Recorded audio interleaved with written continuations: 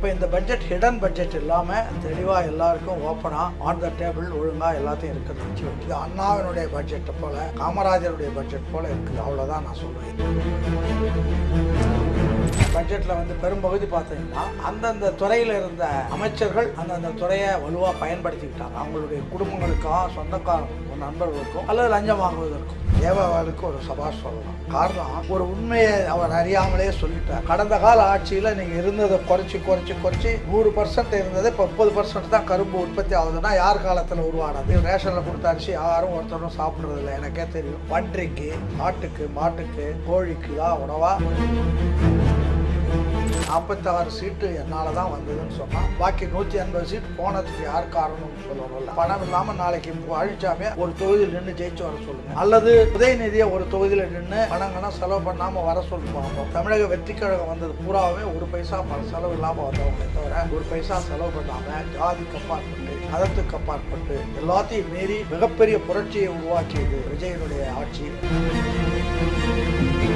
iPlus TV, India's #1 QLED TV. Crystal clear picture quality with 3-year replacement warranty. Smart voice, smart entertainment.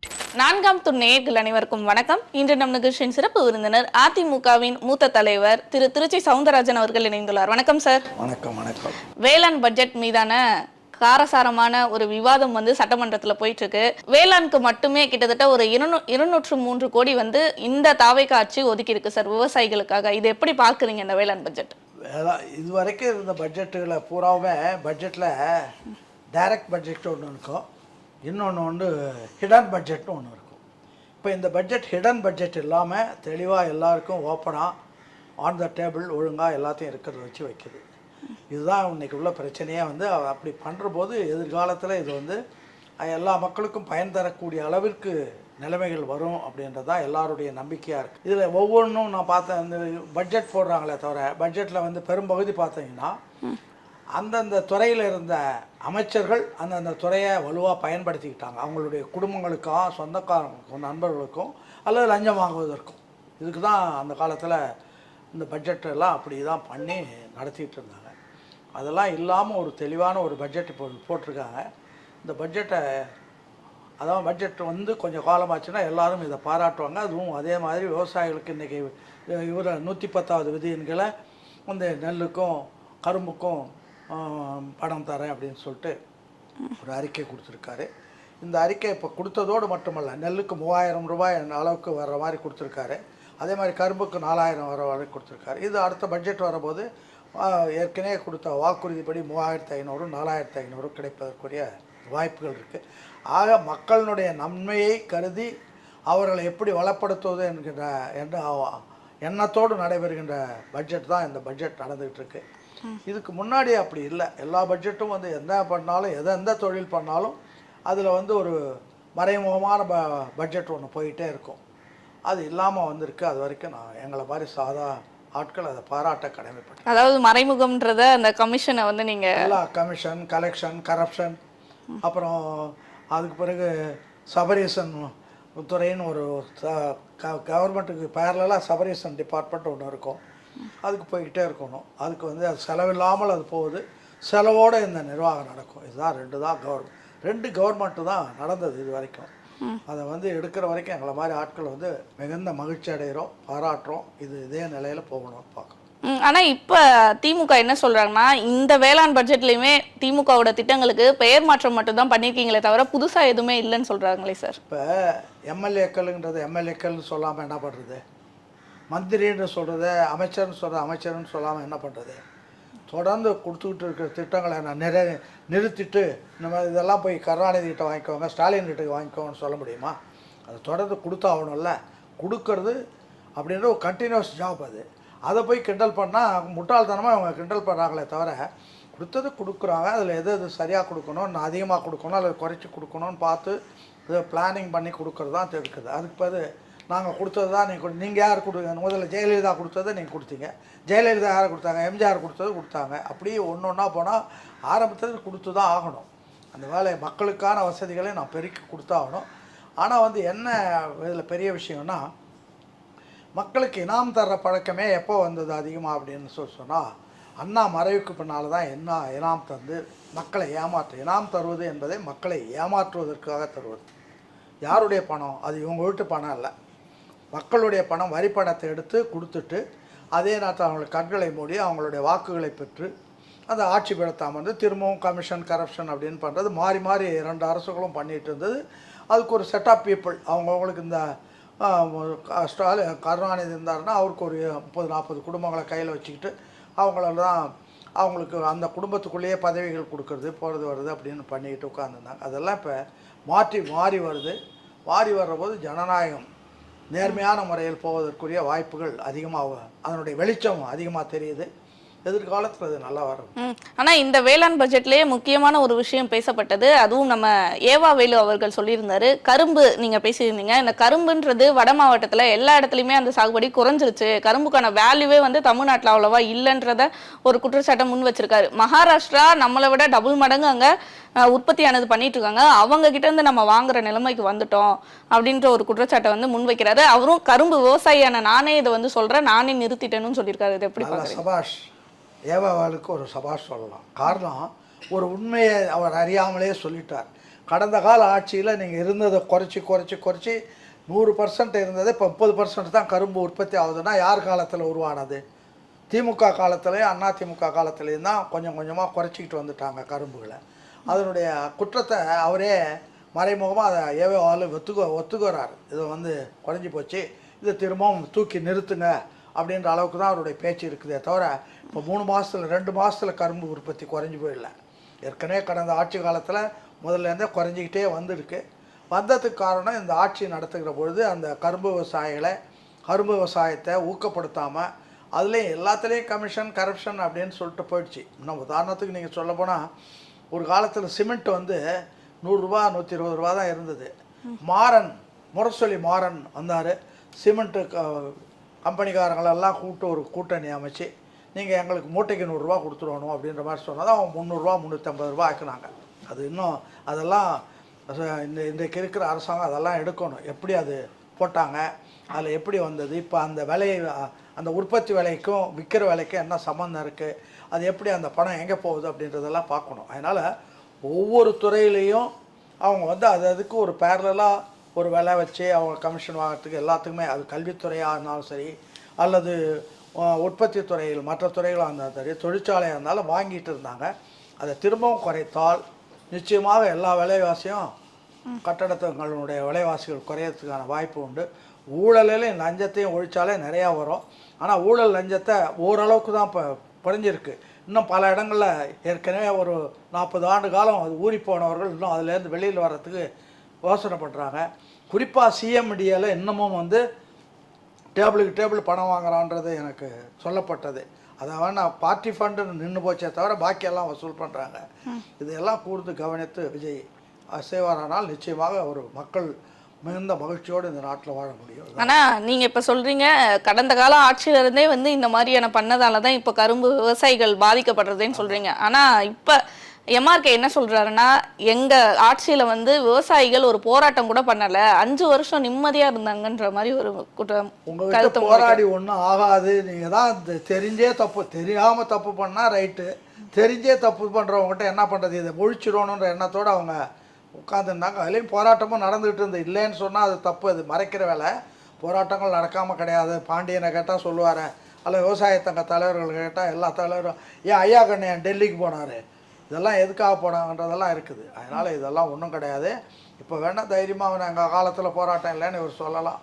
இனிமேல் வந்து விவசாயிகளுடைய பிரச்சனையில் இந்த அரசாங்கம், விவசாயம் என்பது ஒரு முக்கியமான நம்மளுடைய உயிர் மூச்சு. அதை வந்து விவசாயிகள் வந்து விவசாயம் செய்கிறதுல ரொம்ப சிரமப்பட்டுக்கிட்டு தான் இருக்காங்க. காரணம் இயற்கையினுடைய தொந்தரவு, அதே மாதிரி நீர்வளம் இல்லாதது, பூச்சி அரிப்பு, வெயில், மழை இதெல்லாம் தாக்கி அவன் தினமும் அதில் கண்டும் கருத்துமாக இந்த உற்பத்தி பண்ணுறோம். அவன் இப்போ கூட குறிப்பாக வந்து இந்த ஆட்சியில் இந்த கடந்த காலங்களில் சரியாக செய்யாமல் சாலைகளெல்லாம் நெல் மூட்டைகள் கிடக்குது. இதெல்லாம் கடந்த காலத்தில் எவ்வளோ உற்பத்தி ஆகுதோ அதை வாங்குவதற்குரிய கிடங்குகளை கட்டி இருக்கணும், கட்டுறதில்லை. எல்லாம் போனால் போதுன்னு விட்டுருவாங்க. அப்படி வீணாக போனால் அந்த வீணாக போனதில் நல்லதையும் சேர்த்து கணக்கு எழுதுறதுக்கு கொஞ்சம் ரொம்ப வசதியாக இருக்கும். அதாவது வந்து அவர்கள் நடக்கிறதுல இயற்கையாக நடக்கிற தவறோட இவங்க கொஞ்சம் அதில் கணக்கு சேர்த்து எழுதுறதுக்கெல்லாம் வசதியாக இருக்கும்னு அதை வச்சுக்கிட்டு இருந்தாங்க. அதெல்லாம் முழுமையாக சரியான முறையில் இன்றைய தினம் இருக்கிற அமைச்சர்கள் செய்வார்கள் என்று நம்புவோம். அவ்வளோதான். ஆனா ஆதவர்ஜன் அவர்கள் இன்னொரு குற்றம் சொல்லியிருந்தாரு சார், உங்க ஆட்சியில வந்து ரேஷன் அரிசியில வாங்குற அரிசி கூட வந்து நல்லா இல்ல அப்படின்ற ஒரு குற்றத்தை வைக்கிறாரு. அப்ப அரிசி கூட அந்த அளவுக்கு திமுக ஆட்சி செஞ்சிருக்கா அப்படின்ற ஒரு கேள்வி இங்க வருது. உள்ளது தானே அவர் சொல்றாரு. அரிசியை வந்து இவங்க கொடுத்த அரிசி, ரேஷன்ல கொடுத்த அரிசி யாரும் ஒருத்தரும் சாப்பிட்றது இல்லை, எனக்கே தெரியும். பன்றிக்கு, ஆட்டுக்கு, மாட்டுக்கு, கோழிக்கு தான் உணவா, அதுவும் வெளியில் வாங்குறவங்க வாங்கி இனாமாக இவங்க கொடுக்குற இனாம 10 ரூபான்னு ஒரு கிலோ விற்கிறாங்க வெளியில். அதை மூட்டையாக்கி பல பேர் வியாபாரிகள் அதை வாங்கி கொண்டு போய் அரைச்சி திரும்ப பாலிஷ் பண்ணி திரும்ப மூட்டை நல்ல விலைக்கு விற்கிறாங்க. இதெல்லாம் அந்த காலத்தை சரியாக அதனுடைய விளைவு அது நடந்துகிட்டு இருந்தது. இப்போ வந்து அது தரமாக தயாரித்து கொடுக்குறாங்க. அதனால் வந்து தரமான அரிசி கிடைப்பதற்குரிய வாய்ப்பு இருக்கு. ஆனா இது சொன்னதுமே திமுக அமைச்சர் சக்கரபாணி அவர்களுக்கு வந்து பயங்கர ஒரு கோபம் வந்துருச்சே சார். நீங்க எப்படி இதை சொல்லலாம், நீங்க வந்து பாத்தீங்களான்ற மாதிரி கேள்வி கேட்க ஆரம்பிச்சிட்டாரு. இதெல்லாம் ஆமாம், அதாவது குற்றமுள்ள செஞ்சு குருன்னுவாங்கல்ல, அது மாதிரி தவறு பண்ணவங்க தவறுகள் பண்ணுறதுக்குன்னா தான் அமைச்சரவையே போட்டது. நீங்கள் எந்த கட்சியில் யாரெல்லாம் தவறுகளை ஒழுங்காக பண்ணுவாங்களோ அவங்கள கொண்டாந்து அமைச்சரவையில் வச்சுக்கிட்டு நீ இந்த தொழிலை இப்படி பண்ணுன்னு சொல்லிட்டு ஏவா வயல் யார்? சாதாரண பிளம்பர். அவருக்கு அதிமுக ஆட்சியில் வந்து ஒரு எம்எல்ஏ போஸ்ட் கொடுத்தாங்க. அவர் அதிமுகவில் இருந்தார். எதுக்காக அவரை கூப்பிட்டு வச்சுக்கிட்டீங்க? அதே மாதிரி கேகேஎஸ்ஆர் யார், கண்ணப்பன் யார், உங்களுடைய வரலாறுகள்லாம் தெரியாதா? தெரிஞ்ச உட்பட ஒரு கரப்ஷன் ஆளுங்களை பிடிச்ச அமைச்சர்களாக கொடுத்தா அவனுக்கு நீ ஒரு டார்கெட்டை ஃபிக்ஸ் பண்ணிடுங்க, இதில் இவ்வளோ பர்சன்டேஜ் எனக்கு வரணும்னு சொல்லிட்டு அப்படி வந்தது தானே இது. இப்போ கேட்டார் என்ன இது ஆதவர்ஜனா கேட்டார், இதில் இந்த லாட்ரி சீட்டுக்காரங்கிட்ட 900 கோடி வாங்கினதுங்களா இல்லையான்னு சொல்லி திரும்ப சொல்லுன்னார். ஒன்றும் வாயை திறக்க முடியலையா? உங்கள் மாமனார் தான் கொடுத்தாரு, அவர்கிட்ட கேளுன்னார். உங்கள் மாமனார் கொடுத்தது இருக்கட்டும், உங்கள் அப்பா தானே வாங்கினார், அவர் போய் கேளுன்னார். மாற்றி உண்மைகள் வெளியில் வருதில்லை. இது மாதிரி ஒவ்வொரு துறையிலையும் எவ்வளோ இவங்க வாங்கின பணம்லாம் எங்கன்னா ஆச்சு, எதுக்காக போச்சு? சமீபத்தில் திருச்சி வேலுசாமி ஒரு இதில் பேட்டியில் கொடுத்துருந்தார். நான் வந்து எங்கள் அப்பா வந்து 40 ஏக்கர் நிலம் வச்சுட்டு இருந்தார், நான் இருக்கிறேன். இப்போ நான் இங்கேருந்து திருச்சியிலேருந்து சென்னைக்கு போகிறதுன்னா கஷ்டப்படுறேன். உங்கள் அப்பா கிட்ட 1957 திருச்சியில் தேர்தலில் நின்ற போது உங்கள் அப்பா கிட்ட உங்களுக்கு என்ன சொத்து இருந்தது? வீடு கூட இல்லை. இன்றைக்கி எவ்வளோ வசதியாக ஆயிரக்கணக்கான கோடிகளுக்கு சொந்தக்காரர் ஆகிருக்கீங்க, எப்படி ஆனீங்க? குடும்பமே அன்றைக்கி வந்து சாதாரணமாக போகிறதுக்கே அந்த லாட்ரி அடித்த நீங்கள் இன்றைக்கி வந்து அப்போ தனியாக ஒரு ஃப்ளைட் எடுத்துக்கிட்டு குடும்பமாக லண்டனுக்கு போகிறீங்களே, எப்படி போகிறீங்க? இதெல்லாம் எங்கேருந்து வந்த பணம், யார்கிட்ட இருந்து வந்த பணம், அதை சொல்லுங்கள் அப்படின்னு கேட்டிருக்கார் ஒரு பேட்டியில் பார்த்தேன். அதனால் இதெல்லாம் உண்மைகள் இனிமேல் வர ஆரம்பிக்கும். வர்றபோது திமுககாரங்களுக்கு வலிக்க தான் செய்யும். என்ன பண்ணுறது? எல்லாருமே அப்படி தான். ஏவாளுன்னு இல்லை. துரைமுருகன் யார் படிக்கவே வசதி இல்லாதவர், எம்ஜிஆர் தான் படிக்க வச்சார். அது மாதிரி ஒவ்வொருத்தருக்கும் ஒவ்வொரு வரலாறு உண்டு. அங்கே போனவங்க பூரா கொள்ளையடிக்கிறதுக்கு, அதுவும் சர்க்காரியா கமிஷனில் அவர் சர்க்காரியா சொல்லிட்டார், இவங்கெல்லாம் சயின்டிஃபிக் கரப்ஷன் சொல்லிட்டு ஒரு முத்திரையை கொடுத்துட்டு போயிருக்காரு. யாருக்கு? கருணாநிதிக்கு. அந்த சயின்டிஃபிக் கரப்ஷன் பண்ண போய் தான் இவங்களால் தமிழ்நாட்டுக்கு ஏற்படுகிற அழிவுகளை அல்லது ஏற்படுகிற நஷ்டங்களை கேட்கறதுக்கு முடியல. கச்சத்தீவு எடுத்துக்கிட்ட போது இவங்களால் பேச முடியல. காரணம், இவங்க பேரில் எல்லா குற்றமும் வச்சுருக்காங்க. டெல்லி சர்க்கார் என்ன பண்ணுதுன்னா, இவங்களை தவறு செய்யறதுக்கெல்லாம் வழி வச்சுட்டு அந்த தவறுகளை கையில் பிடிச்சிட்டு அப்பப்போ மிரட்டி இவங்க தமிழ்நாட்டினுடைய உரிமைகளை எல்லாம் பறிக்கிற வேலையெல்லாம் டெல்லி சர்க்கார் வச்சிட்ருக்கு. தமிழ்நாட்டை அழிப்பதற்கு இவர்கள் இப்படி தவறான வேலைகளை செய்யும்போது அதை அரசாங்கம், டெல்லி அரசாங்கம் பயன்படுத்தி கொண்டு போயிடுது. கச்சத்தீவு போனதுக்கு காரணம் இவங்க தான், தமிழீழம் போனதுக்கு காரணம் இவங்க தான். இப்படி பல்வேறு விஷயங்களை நம்மளால் சொல்ல முடியும். அதனால் இதெல்லாம் கரப்ஷனால் வந்தது தான். கரப்ஷன், கலெக்ஷன், இதனால் வந்தது, ஊழலால், லஞ்சத்தால் இது வந்தது தானே தவிர வேற அல்ல. ஆனால் இன்னொரு விஷயமா பார்க்கணும், இன்னைக்கு சட்டசபையில் பார்த்தீங்கன்னா பல சிரிப்பலைகள் வந்து உருவாச்சு. நம்ம முதல்வர் அவர்களே குலுங்கி சிரிச்சதை நம்ம வந்து நிறைய பார்த்துருப்போம். ஆனால் இதில் முக்கியமான காரணம் பார்த்தீங்கன்னா எம்ஆர்கே அவர்களுடைய பேச்சு தான் சார். பேசுகிற போகிற போக்கில் பார்த்தீங்கன்னா நம்ம நேரு அவர்கள் கூட விவசாயி தான், அவருக்கு தெரியாத அந்த கஷ்டன்ற மாதிரி எல்லாமே சொல்ல, செங்கோட்டையன் அவர்கள் அமைதியா இருங்க உறுப்பினரே, நீங்களே வந்து உங்க கட்சிக்காரரை போட்டு கொடுத்துறாதீங்க அப்படின்ற மாதிரி ஒரு கருத்தை முன் வச்சிருக்காரு. இதை எப்படி பார்க்கலாம் சார்? தானே. இப்போ நேருக்கு இவ்வளோ நிலம் எங்கேருந்து வந்தது? சாதாரண ஒரு மிளகா மண்டியில் இருந்தவர். அவர் சாதாரண 2 வீலர் ஒன்று வச்சுக்கிட்டு இருந்தார். இன்றைக்கி நேருக்கிட்ட எவ்வளோ பணம் இருக்குது எவ்வளோ சொத்து இருக்குதுன்னு சொல்ல முடியாது. அந்த அளவுக்கு வந்ததெல்லாம் இந்த இதுலேருந்து வந்தது தானே வந்தது தான். இது இன்னும் சொல்லப்போனால் திமுக என்பது திமுக இல்லை. திமுக என்பது எப்படி வரணும்னா கிழக்கழகத்துலேருந்து உருவாகி அவன் படிப்படியாக மக்களுடைய ஆதரவையும் தொண்டருடைய ஆதரவையும் வச்சு மேலே வருவான். இப்போ இவங்க அப்படி இல்லை. மேலேருந்தே இவங்க போஸ்டிங்ஸ் மாவட்ட செயலாளராக இவங்க போடுவாங்க, ஒன்றிய செயலாளராக இவங்க போடுவாங்க, எந்த பதவியை இவங்க போடுவாங்க. கீழே இருக்கிறவன் கடைசி வரைக்கும் தொண்டனாகவும் வேலைக்காரனாகவும் இருக்கிற ஒரு நிலைமையை மாற்றிட்டாங்க. இப்போ அமைச்சர்களாக இப்போ இவங்க ஆட்சியில் அமைச்சர்களாக இருந்தவர்களுக்கு ஆரம்பத்தில் இவங்ககிட்ட என்ன சொத்து இருந்தது, இப்போ எவ்வளோ இருக்குது, ரெண்டுக்கும் கணக்கு சொல்லுங்கள். ஊழல் அரசாங்க அதிகாரிகள் போடுற வழக்கு ஒரு பக்கம் இருக்கட்டும், அமலாக்கத்துறையோ அல்லது மற்ற துறைகளோ போடுற வழக்கில் இவங்ககிட்ட ஏது இவ்வளோ பணம், எப்படி சொத்து வந்தது, யாருடைய பணம், அதெல்லாம் சொல்லணும். அப்படியெல்லாம் அதுக்கெல்லாம் ஒரு விசாரணை. உங்கள்கிட்ட எவ்வளோ பணம் வந்தது, எப்படி வந்தது, எப்படியெல்லாம் என்னென்ன இப்போ ஃப்ராட் பண்ணீங்க அப்படியெல்லாம் போட்டு இந்த அரசாங்கம் உலுக்கி எடுக்கணும். அதுக்குரிய அளவிற்கு விஜய் தைரியமாக அந்த காரியத்தை செய்யணும். ஆனால் அதே எம்ஆர்கே அவர்கள் இன்னொரு விஷயம் சொல்லியிருக்காரு. நாங்கள்லாம் ஆட்சி செஞ்சோம், அந்த 5 வருஷமே பயங்கர ஒரு டென்ஷனில் ப்ரெஷர்லேயே தான் இருந்தோம், ஆனால் நீங்கள் எப்படி இவ்வளோ கூலாக இருக்கீங்க அப்படின்ற ஒரு காரணம் கேட்குறாரு சார். உங்களுக்கு அன்றாடம் நம்ம செய்கிற தவறுகளுக்கு எங்கே மாட்டிக்கிறோமோ, இதில் மாட்டுறோமோன்ற அச்சம் இருந்தது. இப்போ வெளிப்படையாக பண்ணுறபோது அந்த அச்சம் இல்லை. அதனால் வெளிப்படையாக பண்ணுறபோது எந்த விதமான குற்ற மனப்பணம் இல்லாமல் தெளிவான சிந்தனையோடு இருக்கிறாங்க. அதுதான் தவிர நீங்கள் உங்களுக்கு இருந்த நிலைமை, நீங்கள் ஆட்சியை கொள்ளையடிக்கிற ஒரு ஸ்தாபனமாக வச்சுருந்தீர்கள். இன்றைக்கி ஆட்சியாக நடத்தணுன்றவங்க வந்திருக்காங்க, அவ்வளோதான் வித்தியாசம். அதனால தான் அவருக்கு டென்ஷன். ஆனால் இதில் இன்னொரு முக்கியமான விஷயம் பார்க்கணும். நம்ம அதிமுக பொதுச் செயலாளர் அவர்கள் எடப்பாடி அவர்கள் பேச தொடங்கினதுமே சிவி சண்முகம் அவர்கள் எழுந்து வெளியே போயிட்டாரு சார். ஏன் வெளியே பேட்டி கொடுக்குறாரு? எடப்பாடி அவர்கள் எப்படி இப்படி பேசலாம், அவர் ஜெயிச்சா அவர் காரணமா, தோத்தா நாங்கள் தான் காரணமா, இது எப்படி சரியாகும், இது தார்மீக பொறுப்பா தலைவர் தான் ஏற்றுக்கணும், ஆனால் தலைவரே இப்படி பேசுறாரு, இது என்ன நியாயம்ன்ற மாதிரி அக்ரி கிருஷ்ணமூர்த்தி அவர்களையும் எடப்பாடி அவர்களையும் கேள்வி கேட்கிறாரு. நிச்சயமாக அவர் கேட்டதெல்லாம் நானும் கவனிச்சுக்கிட்டு இருந்தேன். உண்மை 46 சீட்டு என்னால் தான் வந்ததுன்னு சொன்னால் பாக்கி 180 சீட்டு போனதுக்கு யார் காரணம்னு சொல்லணும்ல, அது சொல்ல வேண்டிய கடமை இருக்குது. 46 சீட்டு வந்தது மட்டுமல்ல, இது மக்களே போட்ட வாக்கு அல்ல. நீங்கள் கொண்டே ஒவ்வொரு சீட்டுக்கும் நிற்கிறவங்கள 20 கோடி 30 கோடி பணம் கொண்டு வா செலவு பண்ணி கொண்டாடும். பணம் கொடுத்து வாங்கிய வாக்குகள் தானே தவிர பணம் வாங்கினவங்க அவங்க மனசாட்சிக்காக அதை போட்ட இடங்கள் தான் 46. இந்த திமுக வாங்கின 56 ரெண்டுமே பணம் பாக்கி பேர் பணம் வாங்கினவங்க இவங்கெல்லாம் கொள்ளடிச்ச பணம் தானே கொடுத்தாங்கன்னு சொல்லிட்டு மாற்றி போட்டாங்க. உங்களுக்கு மனசாட்சி அல்லது பாமரத்தனமாக இருக்கிறவங்க என்ன பண்ணாங்க, சரி நம்ம பணம் கை நீட்டி பணம் வாங்கிட்டோம் அதனால் போட்டுருவோன்னு போட்டது தான் 46 56 தவிர இவங்களுக்குன்னு எந்த செல்வாக்கும் கிடையாது.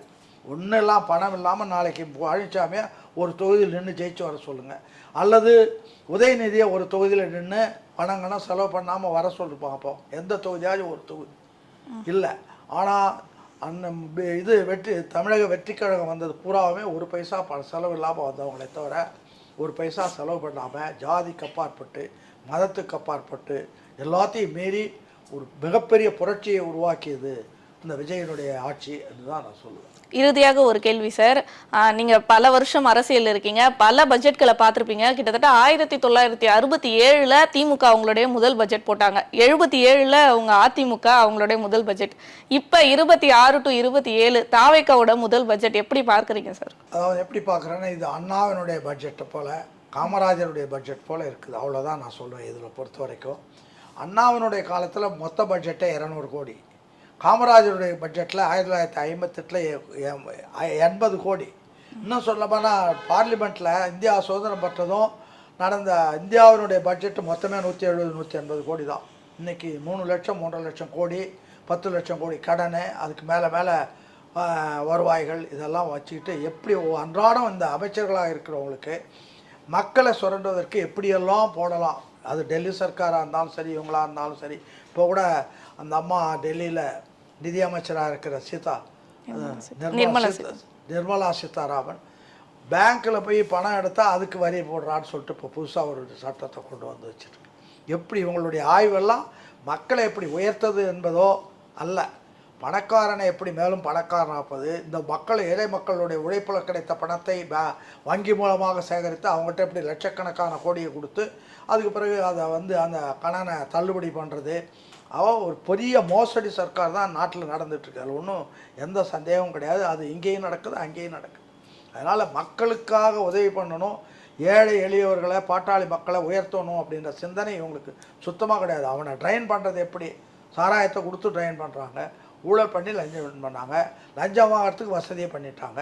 அவ்வளவும் பாதிக்கப்படுறது பூரா ஏழை தான். அவனால் இவங்களுக்கு சர்க்கார் நடத்துகின்ற யோகியதையே கிடையாது. யோகியதையற்றவர்கள் கொள்ளை கூட்டத்தில் இருக்க வேண்டியவங்க இந்த அரசாங்கத்தையே கொள்ளை கூடமாக மாற்றி விட்டார்கள். அதனுடைய விளைவு தான் நம்ம மக்கள் அனுபவிக்கிறது. இல்லைன்னா இப்போ சாதாரண சேரிகள் இருக்குன்னு வச்சுக்கோங்க, 2 சென்ட் 3 சென்ட் இடத்துல இருக்காங்க. அவங்களுக்கு நியாயப்படி ஒரு தடவை கூட கருணாநிதி சொன்னால் நான் ஆளுக்கு 2 ஏக்கர் கொடுக்குறேன், வாயால் சொன்னார் தவிர அப்புறம் கொடுக்கல. 10 சென்ட் இடமாச்சும் கொடுத்தாதான் அவன் 2 ஆடு மாடு வச்சுக்கிட்டு காலத்தை ஓட்ட முடியும். 2 சென்ட் 3 சென்ட் இடத்துல அவன் வாடுறதுக்கு, அவன் வழுக்கிறதுக்கு தூங்குறதுக்கே இடம் கிடையாது. அதையே இன்னும் அதை பற்றி சிந்திக்கிறதில்ல. இங்கே 2000 கோடி இவனுக்கு கொடுத்தாங்க பழமநேரியில், இவன் அதானிக்கு கப்பல் துறைமுகம் கட்டுறதுக்கு, அதுக்கு இதுக்கு இதெல்லாம் ஒதுக்கிறாங்க. இதெல்லாம் நல்ல ரெண்டையும் கம்பேர் பண்ணி சிங்க் பண்ணி உண்மையான அரசாங்கமாக இருந்தால் ஏழை எளியவர்களை எப்படி உயர்த்தது, வறுமையில் இருக்கிறவங்கள எப்படி உயர்த்தது, அவங்களுடைய வாழ்க்கையை எப்படி வளப்படுத்துவதுன்னு பார்க்கணும். இன்னொன்றும் நான் சொல்கிறேன், நாங்கள்லாம் படிக்கிற போதெல்லாம் கூட மெடிக்கல் காலேஜ் எல்லாம் கூட ஃப்ரீயாக தான் கொடுத்தாங்க. ஆனால் இவங்க வந்த பிற்பாடு மெடிக்கல் காலேஜ் எல்லாம் தனியார்கிட்ட கொடுத்துட்டு அவங்ககிட்ட வருஷத்துக்கு இவ்வளோ பணம்னு வாங்கிடுறாங்க. அவன் கொள்ளடிக்கிறான், கோடிக்கணக்கில் கொள்ளடிக்கிறான். இதில் தான் போய் ஏழையும் அவங்ககிட்ட இருக்கிற அரை ஏக்கர் 1 ஏக்கர் சென்ட் நிலத்தை விற்றுட்டு படிக்க வேண்டிய சூழ்நிலையை உருவாக்கியிருக்காங்க. படிப்பை வணிகமாக மாற்றியவர்கள் இவர்கள். படிப்பை அதுக்கு முன்னாடி இங்கிலீஷ்காரர் இருந்த வரைக்கும், அதுக்கு பிறகும் கூட எனக்கு தெரிஞ்ச 1980 வரைக்கும் கூட வணிகமாக இல்லை. மெடிக்கல் காலேஜெல்லாம் ஃப்ரீயாக தான் கொடுத்தாங்க. இப்போ எல்லாத்தையும் அதான் என்ன நீட் தேர்வு வச்சு பண்ணாலும் கூட அவன் கோடிக்கணக்கில் பணம் கொடுத்துட்டு தான் அவங்க உள்ளே போக வேண்டிய சூழ்நிலை இருக்குது. எல்லாத்தையும் வணிகமாக எப்படி எல்லாம் மக்களை சுரண்டுறது, அவனை எப்படி திவாலாக்குறது அப்படின்ற மாதிரி தான் நடக்குது. ஆனால் இந்த பட்ஜெட் மக்களுக்கான பட்ஜெட்டாக இருக்கா? ஆமாம், அந்த திசையை நோக்கி போகிற பட்ஜெட்டாக இருக்குது. இது எதிர்காலத்தில் இன்னும் சிறப்பாக நிச்சயமாக நடக்கும். கண்டிப்பாக சார், பல விஷயங்கள் மக்களுக்கு சொல்லியிருக்கீங்க. தொடர்ந்து இது போன்று பல நிகழ்வுகளை பற்றி பேசுவோம் சார். நன்றி.